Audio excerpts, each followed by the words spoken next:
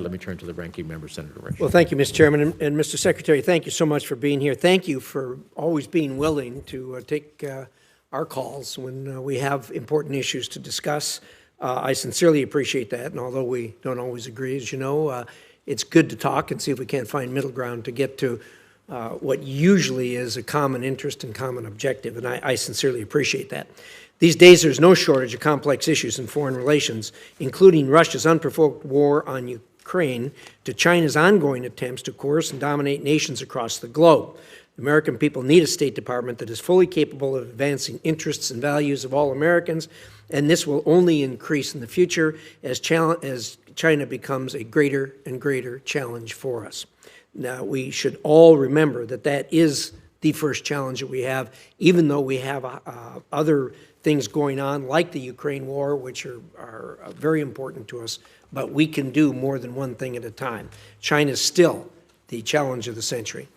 The department needs to be efficient and effective with taxpayer dollars and use the authorities provided by Congress. For example, my Global Health Security Act, signed into law late last year, provided state with substantial new authorities. The bill created a coordinator for global health security at the department with the power to reduce redundancy, eliminate waste, and ensure unity of effort.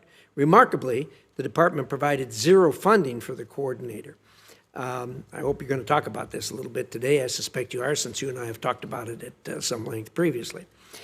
We also enacted my Secure Embassy Construction and Counterterrorism Act, which allows our diplomats more freedom to leave the embassy and do their job while dramatically reducing the costs of embassies.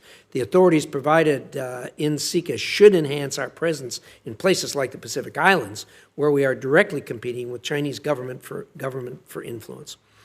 Secretary Blinken, I hope to hear how the department is utilizing these authorities and implementing these laws, because I remain concerned.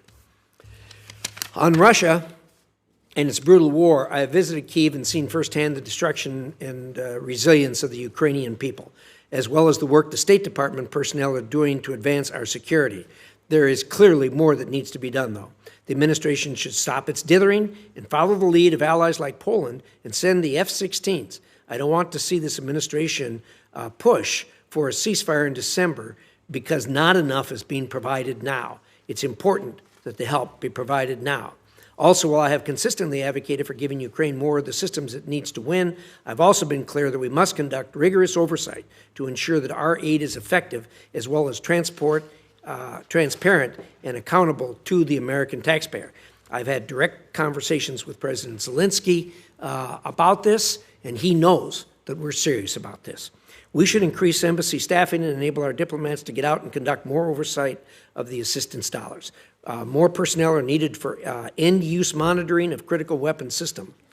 And Washington needs to stop telling our team in Ukraine when and where they can go to monitor this.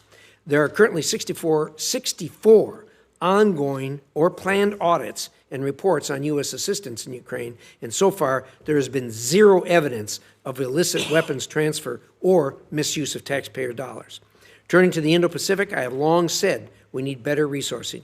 I welcome the department's request for increased funding. However, I remain concerned this money will be directed towards promoting the Democrat Party's progressive priorities rather than actually countering China, which is the primary objective. The Biden administration must tell Congress what all this money is for. Right now, without further details, it looks like slush funds for the administration's desires. On Taiwan, I'm troubled, but not surprised that the budget request lacks robust security assistance for Taiwan. Relegating Taiwan to a sliver of $16 million in total FMF funding is unserious and frankly offensive, given the threats emanating from China. Relatedly, in the Middle East, it's clear that the administration is failing to compete with China. I just returned from the region, and the administration's policies across the board have created great concerns for our partners there. Our partners continually point to an Iran policy that undermines their security, an Afghanistan withdrawal that makes them doubt American commitment, this administration's slow embrace of the Abraham Accords, and increasingly restrictive arms sales, all evidence, they argue, of a retreating America. It's difficult to persuade them otherwise in the face of the evidence.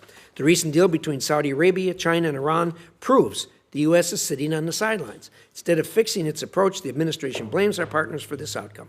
After all, great power competition is global. As a nation that has fought in both Europe and Pacific, we can walk and chew gum at the same time. Focusing on China, it's important. I've said for a long, long time, that doesn't mean we turn our backs on the Middle East.